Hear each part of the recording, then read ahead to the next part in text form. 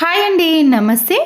మొదటి useful tip, ఇంట్లో ఇలాంటి చిన్న చిన్న ఇయర్ రింగ్స్ ఉంటాయి కదండి, వాటిని ఎక్కడనో పెట్టేసి ప్రతిసారి వెతకాల్సిన పని కూడా ఏర్పడుతుంది. ఇలాంటి ఇయర్ రింగ్స్ని రెండు ఒకే దగ్గర పెట్టాలి అంటే చిన్న చిన్న బటన్స్ ఉంటాయి కదండి, కాలర్ బటన్స్ ఉంటాయి కదా, దాంట్లో ఇలాంటి ఇయర్ రింగ్స్ని మనము రెండు జతలను కూడా ఈజీగా పెట్టేసేయచ్చు. వెతకాల్సిన పని ఉండదండి. ఎప్పుడంటే అప్పుడు మనం వీటిని తీసుకొని ఇయర్స్కి పెట్టుకోవచ్చు. దీనివల్ల మనము ప్రతిసారి వెతకాల్సిన పని ఉండదు, టైం కూడా మనకి సేవ్ అవుతుంది. స్పాంజ్ స్క్రబ్బర్ ఉంటుంది కదండి, ఆ స్క్రబ్బర్ని మనము ఏదైనా స్టిక్కు పొడవైన స్టిక్ని తీసుకొని ఇలా రౌండ్గా మలుచుకొని రబ్బర్ బ్యాండ్ని కానీ ఏదైనా థ్రెడ్ని కట్టేసేయండి. ఇలా కట్టేసిన దాన్ని మనము వాటర్ బాటిల్స్ ఉంటాయి కదండి, అడుగు బాగానే క్లీన్ చేయలేకపోతాం కదా, ఇలా ముందుగా మనము రాళ్ళ ఉప్పును ఈ వాటర్ బాటిల్లోకి వేసి హాట్ వాటర్ని కానీ మామూలు వాటర్ని వేసినాక మనము ఈ స్టిక్తో ఇలా స్పాంజ్ స్క్రబ్బర్తో అడుగు బాగాన కూడా చాలా ఈజీగా క్లీన్ చేసుకోవచ్చండి. ఫ్రెష్ వాటర్తో క్లీన్ చేసినాక చూడండి ఎంత నీట్గా అయిందో. మన ఇంట్లో చాలా రకాల అయిపోయిన కోల్గేట్ పేస్ట్లు ఉంటాయండి, ప్రతిసారి ఇవి ఎందుకని పడేస్తాం, కానీ అయిపోయిన తర్వాత వీటిని ఇలా సీజర్తో చిన్న చిన్న పీసెస్గా కట్ చేసుకోవాలి. కట్ చేసుకున్న ఈ కోల్గేట్ పేస్ట్లో ఎంతో కొద్దిగా పేస్ట్ అనేది ఉంటుందండి. తర్వాత ఒక్కొక్క పీస్ని తీసుకొని మనము ఇలా సీజర్తో కట్ చేసుకున్నాక ఈ కోల్గేట్ పేస్ట్లో కొద్దిగా వాటర్ని యాడ్ చేసి మనము క్లీన్ చేసుకోవాలి. నేనైతే ఈ కోల్గేట్ పేస్ట్ని 3 months అండి, అందుకొరకే అలా గట్టిగా తయారైంది. రీసెంట్ది అయితే కొద్దిగా తడిగా ఉంటుంది కదా, వెంటనే మనం కట్ చేసింది ఇలా ట్యాప్ పైన బాగా రుద్దేసేయండి, లేదా దాన్ని మనము స్పాంజ్ స్క్రబ్బర్ పైన తీసుకొని ఇలా స్క్రబ్బర్తో రుద్దేసినా కూడా ట్యాప్స్ పైన ఉండే తెల్లటి మరకలు కానీ సోప్ మరకలు అనేవి ఈజీగా తొలగిపోతాయండి.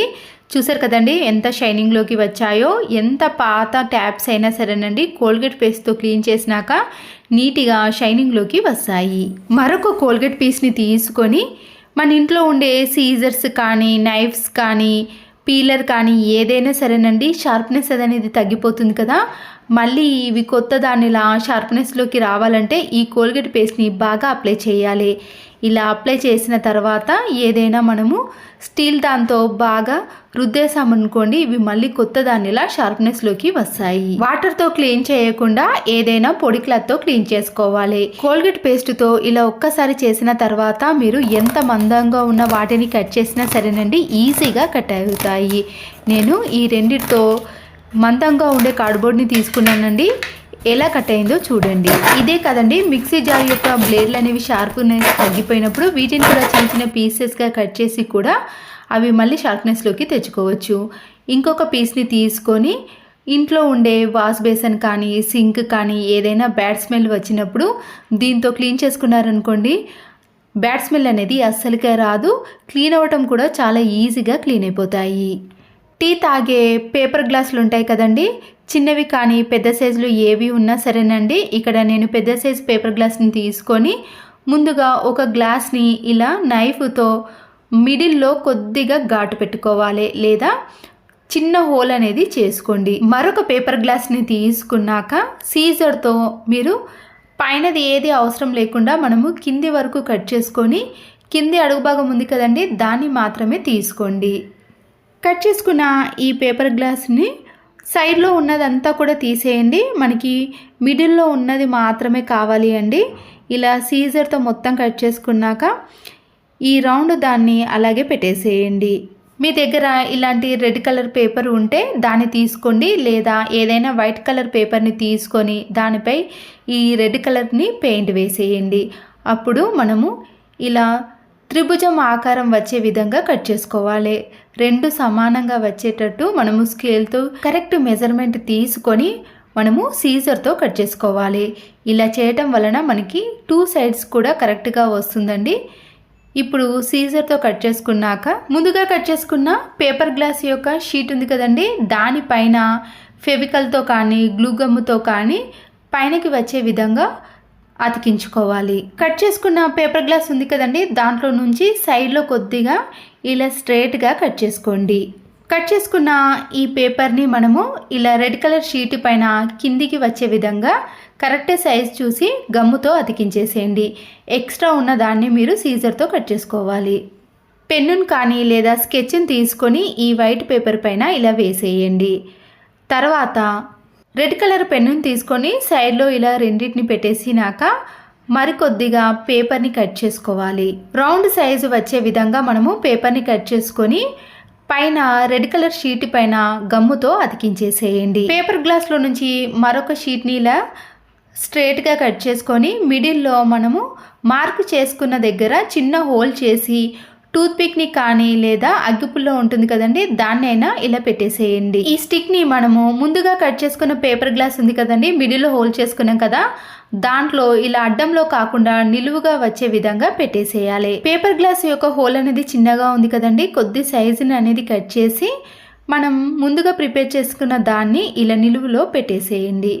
మధ్యలో కొద్దిగా గ్యాప్ ఉంది కదా, తర్వాత బట్టల క్లిప్ని తీసుకొని కింది నుంచి మనము ఆ పేపర్కి ఈ బట్టల క్లిప్ని పెట్టేసేయాలి. పైన మనం పెట్టిన పేపర్ అనేది ఇలా కదులుతూ ఉండాలండి. తర్వాత పేపర్ గ్లాస్తో ముందుగా ప్రిపేర్ చేసుకుంది కదండి, దాన్ని తీసుకొని బట్టల క్లిప్ పెట్టేసాం కదా, దానికి పైన గమ్మును కానీ ఫెవికల్ని పెట్టేసి దీన్ని అతికించేసేయండి. ఇలా 2 పేపర్ గ్లాస్తో మనము అందంగా ప్రిపేర్ చేసుకోవచ్చండి. పిల్లలు చూపించినా కూడా పిల్లలు కూడా తయారు చేసుకుంటారు. ఇంట్లో విండో పక్కన కానీ ఎక్కడైతే గాలి ఎక్కువగా వస్తుందో ఆ ప్లేస్లో మనము ఈ గ్లాసును పెట్టేసామనుకోండి, ప్రతిసారి ఇలా కదులుతూనే ఉంటుందండి. చూసారు కదండి, నచ్చితే మాత్రం లైక్ చేయండి. మరొక యూస్ఫుల్ టిప్ని కూడా చూసేయండి. ఐస్ ట్రేలో మనము వాటర్ ఇలా నింపుతున్నప్పుడు అన్నీ కూడా ఇలా పైకి చిందుతాయండి, మన పైన కూడా పడతాయి. అలా కాకుండా ఐస్ ట్రేలో మనము వాటర్ని నింపేటప్పుడు ఇలా కొద్దిగా క్రాస్గా కానీ లేదా మిడిల్లో పట్టేసామనుకోండి, వాటర్ అనేవి అన్నిట్లో కూడా ఈజీగా ఫిలప్ అయిపోతాయి. కాస్ట్లీ శారీస్ బ్లౌజులు కానీ రోజు వాడే బ్లౌజులు ఏవైనా సరేనండి, మనము ఎక్కువ రోజులు అలాగే పెట్టేసామనుకోండి, ఈ ఉక్స్ అనేవి కొద్దిగా నల్లగా మారిపోతాయి, బ్లౌజ్ పైన కూడా మరకలుగా ఏర్పడతాయండి. ఇలా ఎక్కువ రోజులు మనము వాడని బ్లౌజులు కానీ ఎప్పుడు కూడా నీట్గా ఉండాలి అంటే ఇలాంటి ఉక్స్ పైన మనము వైట్ కలర్ ప్లాస్టర్ని వేసేయండి. ఇలా వేసామనుకోండి, ఉక్స్ పైన మరకలు అనేవి ఉండవు, బ్లౌజులకు కూడా మరకలు పడకుండా నీట్గా ఉంటాయి.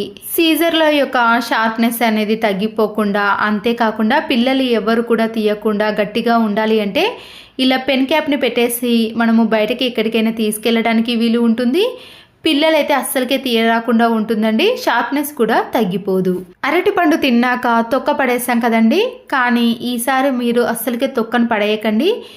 ఈ తొక్క పైన కొద్దిగా పసుపును వేసుకోండి, లేదా మీరు కావాలంటే శనగపిండిని కూడా వేసుకోవచ్చు. నేనైతే ఇక్కడ ఓన్లీ పసుపును మాత్రమే వేసుకుంటున్నానండి. ముందుగా నా హ్యాండ్ చూసారు కదండి ఎలా ఉందో, తర్వాత నేను ఈ తొక్క పైన పసుపును వేసి హ్యాండ్ పై బాగా రుద్దేశాను. మీరు ఫేస్ పైన ఏవైనా మచ్చలు కానీ పింపుల్స్ కానీ ఏవి ఉన్నా సరేనండి, మనము అరటిపండు తొక్కు పైన కొద్దిగా పసుపును వేసి ఫేస్ వాష్ చేసే ముందు అరగంట ముందు ఇలా ఫేస్కి బాగా అప్లై చేయండి. తర్వాత మీకు గ్లో అనేది ఖచ్చితంగా వస్తుందండి. రిజల్ట్ కూడా మీకు త్వరగా వస్తుంది. కాబట్టి ఇలా అరటిపండు తొక్క పైన పసుపును వేసి ఫేస్ ప్యాక్ వేశారనుకోండి, ఇలా స్కిన్ అనేది గ్లోతో పాటు నీట్గా స్మూత్గా ఉంటుంది. ఎలాంటి పింపుల్స్ కానీ నల్ల మచ్చలు అనేవి ఉండవు. అప్లై చేసిన దానికి అప్లై చేయని దానికి తేడా చూసారు కదండి. అంతేనండి. ఈ టిప్స్ మీకు నచ్చినట్లయితే తప్పకుండా ఒక లైక్ చేసి మీ ఫ్రెండ్స్కి రిలేటివ్స్కి షేర్ చేయండి. మరో వీడియోతో మళ్ళీ కలుద్దాం. Thanks for watching.